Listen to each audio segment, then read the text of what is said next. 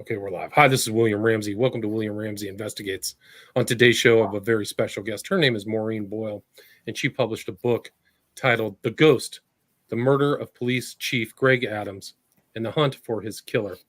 And right now it has 301 five-star reviews. There's an audio book on Amazon as well. This is not Maureen's first book. She also wrote back in 2017, Shallow Graves, The Hunt for the New Bedford Highway Serial Killer. She is an award-winning journalist who's been a crime reporter in New England for decades. She's earned a number of national and regional awards for her writing and reporting, including being named New England Journalist of the Year 3 times. And her first book, Shallow Graves, was honored by the Public Safety Writers Association. She's currently the director of the journalism program at Stonehill College in Easton, Massachusetts, and lives in New England with her family. And you can see a lot of her writing in her books at her website, which is her full name plus writer at the end. It's Maureen Boyle, Boyle, writer.com. So you can see that. But this was a really interesting story. I'd never heard about this particular criminal case, so I was fascinated to read and hear about this. It's a very well-written book. So I'm delighted to have Maureen Boyle on the show. So Maureen, welcome to William Ramsey Investigates. Thank you. And I'm so glad to be here. Thanks for having me on. Awesome. So for people who may not have heard your background, these books, can you kind of talk about your writing career, kind of maybe some of the other journalism you've done, what led you to write Shallow Graves, and then this book, The Ghost? Yeah. Well, I've been a writer just about all of my life, and I've been a journalist since high school. And I found myself drawn into police reporting for most of my career, police and court reporting. So I've been doing this type of work for daily newspapers for decades.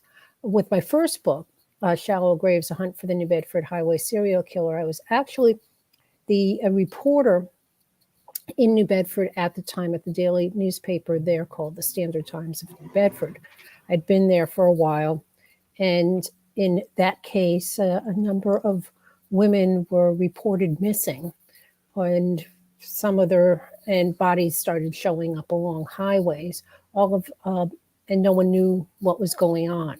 All of the women in Shallow Graves were drug addicted, and so their backgrounds were troubled, primarily because of their drug addiction. So I was covering that as a reporter, and during that period of time, I really did think that the killer would be found.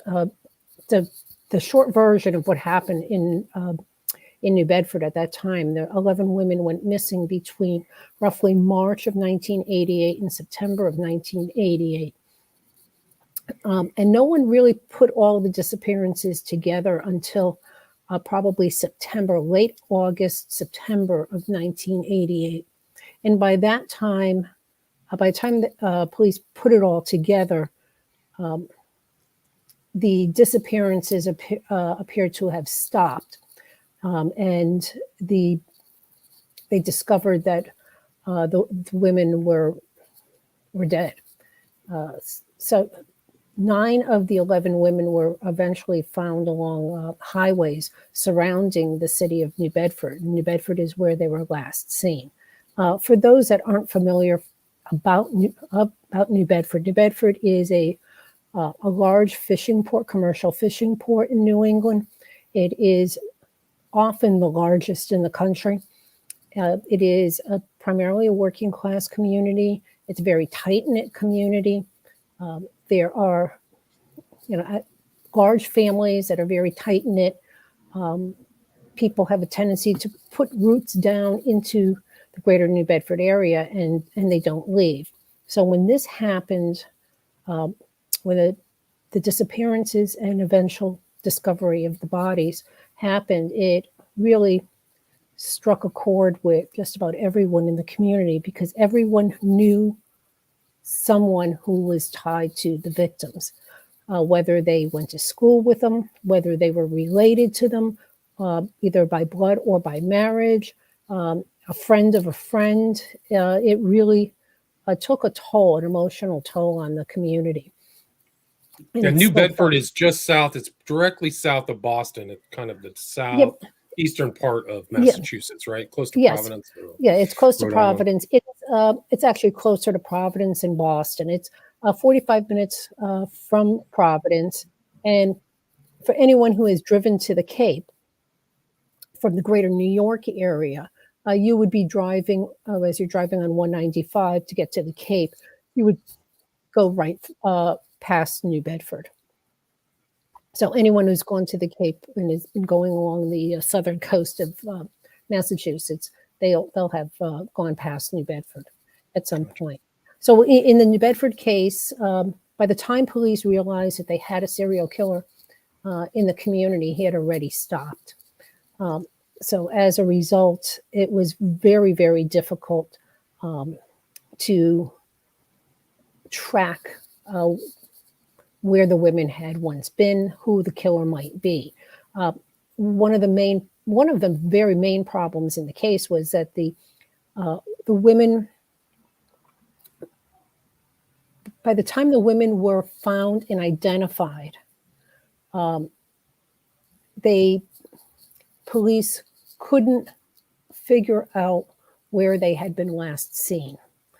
There was maybe just a couple of the victims where they had a very strong timeline on what happened, where they were last seen. But for the bulk of the victims, they did not have a really tight timeline. So it was very, very difficult to track who was the last person to have seen them, if they had gotten into a car, if someone had picked them up. That was a really big problem, as well as the fact that their bodies were found months, for the most part, months after they went missing. So I never had heard of that case. So I never heard of the New Bedford Highway Sewer, but there's been other ones. I think there's one on Long Island. There was a highway sewer. So it must have been something odd like that. So whoever was doing it was hiding the bodies. They weren't leaving them in plain sight to be discovered. No, but you know what? The killer wasn't hiding them very well. What the killer was doing was pulling up along the side of the highway, getting out of the vehicle, and picking up the body and dumping them right off the highway. But not enough, further in enough so that you would not see the bodies if you were driving by. But if you stopped along the highway and walked in a few feet into the brush, that's when you could see the remains. And that's how the first two bodies were discovered.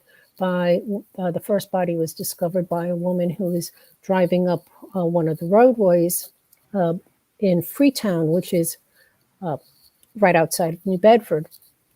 And she had to use the facilities, so to speak.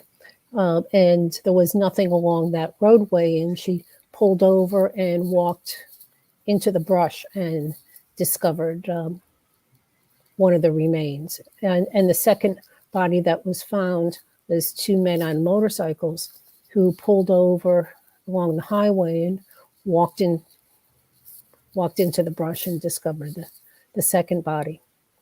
So the police somehow found that 11 disappearances and deaths were attributed to one person, or was it a group? How did that? Well, they believe that it was one person. There was 11 women went missing. Only 9 of the bodies have been found. There are still 2 women who are still missing, and they believe that they are still out there someplace. They just haven't, probably just by happenstance, have not been found. Wow. So that's it. There was no resolution to that case then, or no just suspects or anything. Just they had suspects. They had a lot of suspects, and I think that was one of the problems, or one of the issues. And that's one of the things I find most frightening, is that they had so many suspects. And even in the community, people were looking over their shoulders saying, this guy is pretty weird, and this guy is pretty weird. And what about the, so-and-so's ex-husband or so-and-so's ex-boyfriend? It was an interesting time, and it still is. I mean, they looked at doctors, lawyers, dentists. They looked at police officers. They looked at members of the Coast Guard. They looked at fishermen. The one theory was that perhaps it was a fisherman from the south who came up into New Bedford and was the killer. They looked at whether it was, again, whether it was a police officer or someone of authority like that, and that because the women may have gone willingly with them. They looked at possible any drug dealers that they may have had contact with, because the point that was really the key in the case was all of their drug use. And so the period of time, someone was asking what the period of time did the women disappear. They disappeared between roughly March of 1988 and September of 1988. And so all in that kind of a short period of time, relatively. So like one a month. Wow. Yep. And, because they were all adults and they were not, there wasn't anything that was a wow moment there was only 2 cases where it was, oh my God, a police report, missing persons report was filed immediately. And those were the cases where they were able to really have a really strong timeline. It was 2 or 3, a fairly decent timeline. But in many of the other cases, people were reported missing weeks or months after they went missing. And in at least 2 cases, the victims were never officially reported missing. Wow. Until after they were found dead. So they were in the drug trafficking. Were they prostitutes, or kind of like living on the lower socioeconomic ladder, like all of them? Well, no. Some of the women did have a arrest record for prostitution, but not all of them. The common thread in all of the disappearances were that all the women were addicted to drugs. And and you have to remember, in 1988, unlike now, in 1988, there was not, at least around here, there was not as plentiful of drug treatment programs for women as there were for men. So, and I would see that as a reporter, because I knew, and I had interviewed a number of women who were addicted primarily to heroin during that time. And they would try and struggle to get into drug treatment programs. And there was such a long waiting list for it. And then by the time a bed was available, that window of opportunity in their mind was gone, and they were back using very heavily. Wow, I never heard about that case. The New Bedford highway serial killer. Fascinating. Yes. So that was 2017. You wrote about that. This book that you wrote, The Ghost, 2021, right? That's kind of when you put it together after you published Shallow Graves. Yes. And what's interesting, excuse me. And this one, I mean, the title is The Murder of Police Chief Greg Adams. It happened his death was Saxonburg, Pennsylvania. So, yeah, I mean, can you kind of talk about the background? It's really fascinating because this death happened, but there's a lot of backstory to this book, The Ghost. A lot of factual backstory. Well, there's also a tie to the greater New Bedford area also. After the Ghost was in the process of being published, Shallow Graves was in the process of being published, I was thinking of, okay, what will be the next project? And excuse me, and this case came back up. This involves the murder of Saxonburg Police Chief Gregory Adams. Saxonburg is a very small community in Pennsylvania. It is what had been described to me as, Saxonburg is like Mayberry, USA, and it really is. It's a lovely small community, where everyone knows each other, where people walk downtown. It's just an absolutely lovely community. In West Pennsylvania, right? Yep. West. Gotcha. Yes. It's about an hour from Pittsburgh. And the police chief, he was one of two police officers on the force. The police chief it was shortly before Christmas. The police chief had pulled over a vehicle in the afternoon. And where he pulled them over was about a block and a half away from the police station. And the person that he pulled over attacked him, beat him, and fatally shot him. And then the person took off. They believed, based on the blood that was found there, that perhaps the chief had also shot the suspect. So they also checked, excuse me, some of the local... Right, it was December 4th, 1980. So yes, this goes back a number of years. Goes back, comes to the present, but it goes back. Yes. And the suspect just vanished. Police obviously converged right on the scene immediately. State police and police from throughout the area, and they were blocking off roads. They had helicopters up in the air, and the suspect vanished, literally like a ghost. Eventually, they were able to identify the suspect, and it took a little bit. And remember, back in 1980, you didn't have the internet. Most departments were not computerized, so they were doing a lot of hand sifting through records and phone calls. It was very much boots on the ground type of thing, old school law enforcement. But they were able fairly quickly to identify the suspect, and it was a man named Donald Webb. He was a low-level mobster from the greater New Bedford area. He was living in New Bedford at the time, but he was hanging out with a group of other thieves who were known to police as the Fall River Gang, because most of them were from Fall River. They would travel around the East Coast. They did most of their jobs outside of where they lived, in Pennsylvania, in Maryland, Virginia, Connecticut, outside of their home area. Thinking they wouldn't get caught. And sometimes they got caught, but most of the times they didn't.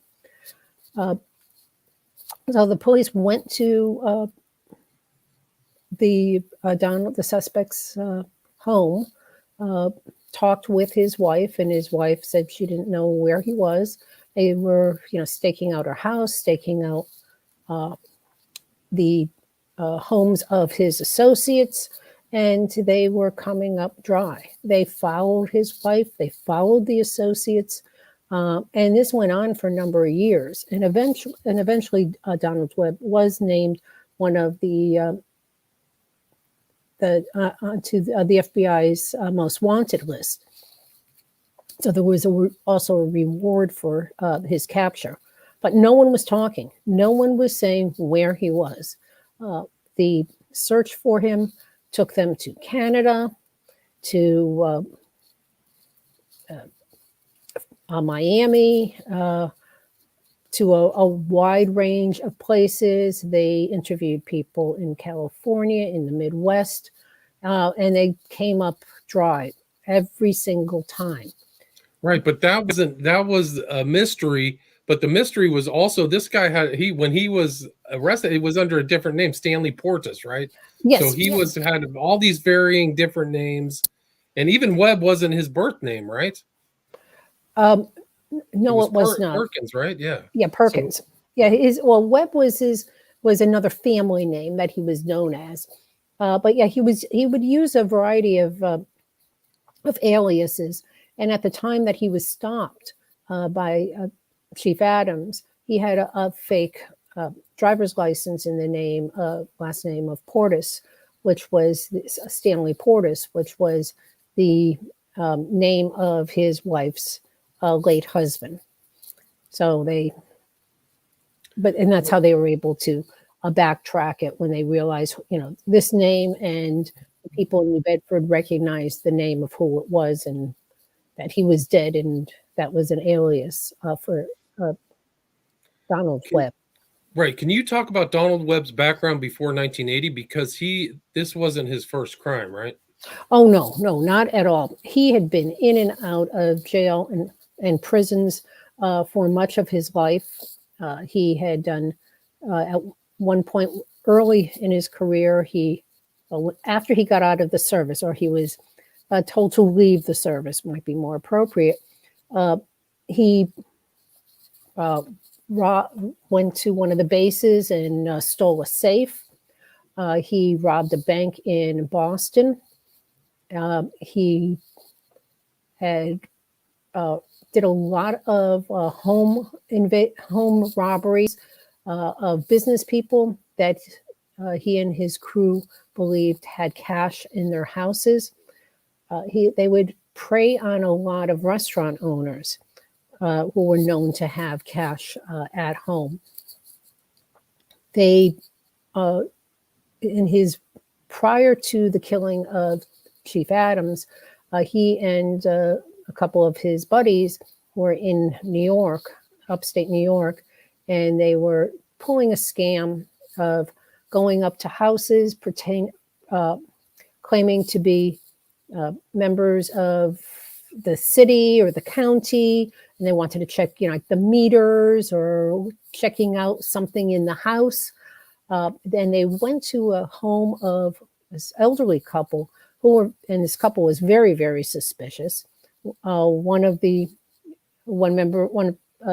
think it was the wife was at the front door and talking to him, and they wanted to go into the basement. They said no. The couple said no, and they saw one of the suspects going around to the rear of the house, and that is when they notified police, and that's how the crew got caught at that time. And after they were caught, they were arraigned, and they skipped out on bail. So Donald Webb, when he shot the chief, was a wanted man for skipping out on a crime in upstate New York. Now, there was, some speculation that he fought the chief because he didn't want to go to prison. However, the way things were in 1980 with the technology, it was very, very difficult in 1980 to check warrants. So it was a whole process. Today, police can just, call it up on the laptop in their vehicle. But back then, it was not like that. Often, especially in the smaller departments, they would have to call dispatch, and then someone there would have to call the state police, and then sometimes someone in the state police would have to check with their dispatch. So it was a very long, convoluted process. So if he had not attacked the chief, he probably would have been able to just go on his merry way. And I think that's one of the saddest parts of it. But prior to the killing, he had been seen, as part of the investigation, as they're backtracking to see where he had been prior to the killings. He had been, he had some other dealings with the state police prior to that. And one interesting little tale is he had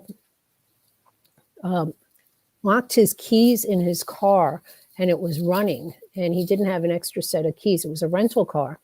He didn't have an extra set of keys, so he called the state police to help him get into his car, and the state police in the area came, helped him, brought him to a local dealership, and that dealership had called the car rental, the place where the car was out of, to get the key numbers to make a new key.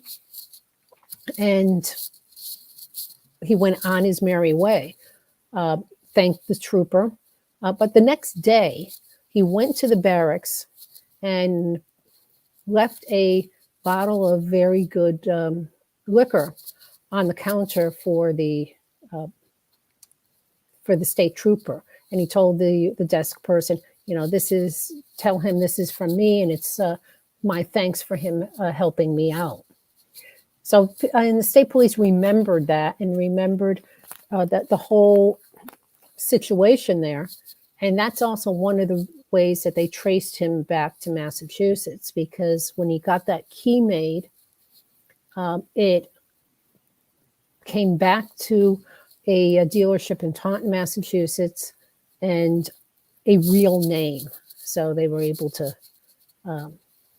tie him to Massachusetts yet again. And he was some type of either soldier or something affiliated with the Patriarch crime family, right? Oh, Out of Providence. Wasn't there an affiliation there? He was, well, he was an Italian, so he was not a made man or anything like that. He had some distant affiliation with them, where he would, often sell items to him. So he had some ties to the Rhode Island mob. Right, and he found it interesting that the day of the killing of Adams on December 4th, 1980, Patriarch also got arrested. So the timing was a little curious timing. Yeah. Well, and what's interesting, during that period of time, there was, so much going on with the Providence and the Boston mob. A number of people turning up dead and, getting arrested and things like that. So that was an interesting time. Right. And it was an interesting time. And one of the things you mentioned is a case that I know of that happened around that time. His group was called the Fall River Gang, but around there at that time, the police were involved with another serial killing called the Fall River Cult Murders, which I've covered. Right. So that was also strange happening. They were almost juggling time between this case and that one. Right. Yeah. Well, during that period of time, the state police were juggling a lot of high profile cases. They were going to court on some retrials on a child murder case. It was a pretty horrendous case, as all child murders are. It was a pedophile killing a kid. And they were dealing with the Fall River Cult murders, so-called Fall River Cult murders, and then juggling this case. And then, a few years later, there was also the Big Dan's case. What's the Big Dan's case? I'm not. The Big Dan's case was a gang rape in New Bedford, where the allegation was a group of men gang raped a woman on a pool table. There was a film loosely based on it. So that was the one with Jodie Foster? Yeah. Oh, okay, I didn't know that. Okay, so but very loosely based on it. Yeah, a matter like it was all about consent and all kind of. Yeah, it was. But it was an insane time, to say the least, for the state police then. But right after once they were able to identify that Webb was more than likely in Massachusetts if he wasn't dead, Pennsylvania State Police came up here to Massachusetts, and they were working with the state police to try and locate him. However, the element of surprise to in the case was a bit lost, because as they were trying to positively ID who the killer was, who Stanley Portis was, one of the FBI agents at the time had called the state police, and the person who was in charge of the unit, who had transferred in from a local department. It was a lateral move. He said, "Oh, I know who that is. That's Donald Webb." And he apparently called Webb's wife and said, "Hey, they're looking for Donald for a murder." So she had a heads up. Wow. So that seems to be kind of a systemic issue with New England, or at least Boston or Massachusetts, is that there's a lot of leaks and stuff like that around there. If you look at like the Whitey Bulger case. Yeah. Wow. So they were tipped off. I mean, and that was 1980. This case, he was a most wanted fugitive. I can't remember like who kicked him off the top 10 list or whatever, but he was on there. Webb was on there for decades, right? Over a decade at least. Oh, for decades. Well, I think they bumped him off at one point because because of his age, they were not certain if he was still alive or not. So if they don't have, and they have a whole process for whether to keep people on the most wanted list. And one of the things is, are they still a danger, or is there a chance that they're dead? And because of his age, they believe that there was a chance that he was dead, and that was one of the reasons why he was eliminated. He was taken off the list. Right. So it was just the belief that he. Wow. Yeah. It's an amazing case. Like this is one of those cases that didn't go away. Like it just until it didn't. And you know what's really, I think, frightening about it is that so many people, even in the New Bedford, greater New Bedford area, greater New Bedford Fall River area, did not even know that he was wanted. Part of that may be that, there was no social media then, but as I was looking through old newspapers, there wasn't any, major news story, cop killer is from this area, cop killer maybe, hiding here. There wasn't a big media push that you would see today. It was none of that. And I was absolutely stunned. The first story I had seen was, at least a month and a half afterwards. And it was a very small piece in the Fall River paper, and it was inside. It wasn't on the front page. So it's almost like the police didn't really send out that notification to the public even back then. Like, hey, this guy may be around. Do you know him? Do you know what he looks like? Didn't he have some kind you said that he had some kind of syndrome, right? Osler-Weber or something that, And so they did check hospitals. And at that time, they were under the assumption that he'd been shot. So they were also checking hospitals for gunshot wounds. And they came up with nothing. But there was blood found. They found his rented white Cougar, right? Yes. So they found blood on that. So I think that gave them the idea. It was his blood type too. Right? His type of blood. So that because of the blood, they thought, well, he must have been shot. Right. So there was, which is, which leads to, never assume anything. And I think in that case, perhaps some investigators may have broken their own internal rule of never assume anything and keep all options open. Right. But his vehicle was found in Rhode Island, so that's set a bit of the investigation into the Rhode Island area, but they were still looking very closely in New Bedford, and they were really intent on following his wife, because several of the investigators were convinced that she knew where he was. They even put up surveillance cameras on telephone poles trained on our house to see.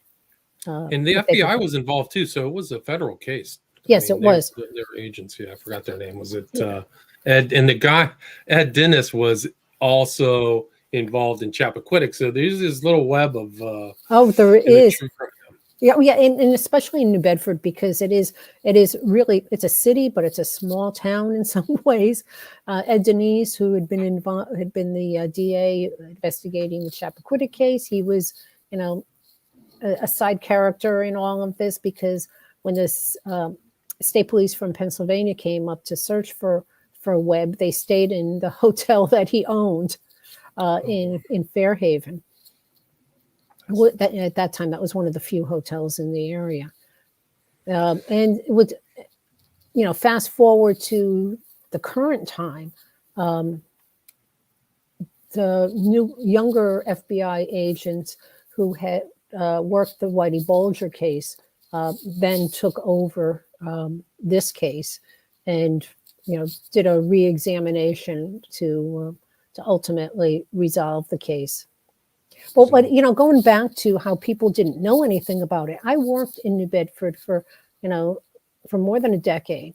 And when I got to New Bedford, I'm not originally from New Bedford. When I got there in 1984, and I was covering cops in 1985, people were talking about Donald Webb's stepson, who had been a New Bedford cop at one point, and he got in a little bit of a jam, and he quit. He was they were investigating him, and then he eventually left the department.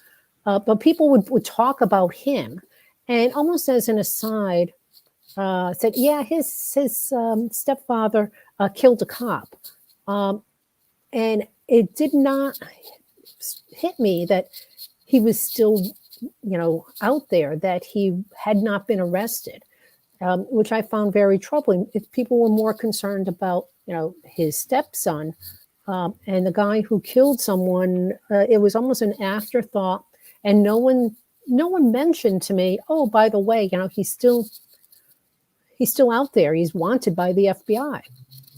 It was just very, very strange, because I would have been all over it at that time, 5, 6, 7 years later.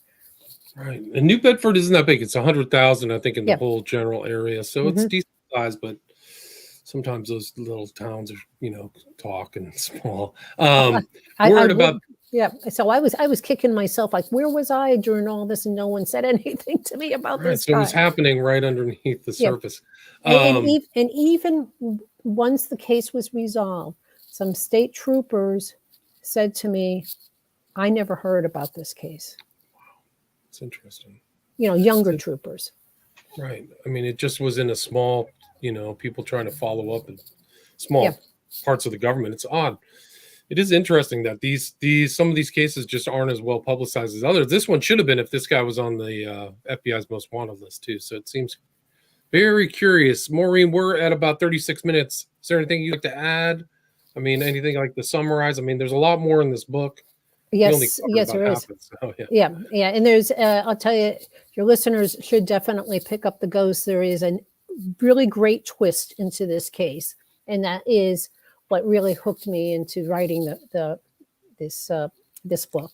It's unbelievable how it ends, and it really highlights the importance of law enforcement working together. And in this case, it was the FBI, state police in Pennsylvania, and the state police in Massachusetts, all three of them working hand in hand, and that's how it was solved. I don't think any one of them would have been able to solve it, but all three of them working together, each of them brought something really unique into the case, and that's why it was solved. And people can listen to the audio version of it too, right? There's an audio version on Amazon, so people can check that out. And the best place to reach you is your website, Maureen Boyle Writer. Yep. And I'm also on Twitter, and it's Maureen E. Boyle 1. I'm on Instagram, and I always forget all my names on all of these sites on I'll put the Instagram. Maureen Boyle. Maureen Boyle 1 on Twitter, right? Yep, and Maureen E. Boyle on Instagram, and on Twitter is. Let me just make sure. I am one of those people who early on, when I was doing social media, I would sign up for all of these different social media sites and then promptly lose my password. You're not alone. Yeah. You wouldn't be the only one. But on Twitter, it's Maureen E. Boyle 1. Twitter's Maureen E. Boyle 1. Okay, I will put that in the show notes. People can follow you, follow your writing, see what's going on, see some of your other journalism. Again, the title of the book we talked about today is The Ghost, the Murder of Police Chief Greg Adams and the Hunt for His Killer. 301 5-star reviews on Amazon, published 2021. Author again is Maureen Boyle. Thanks so much for your time.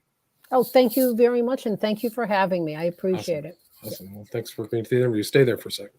Okay, so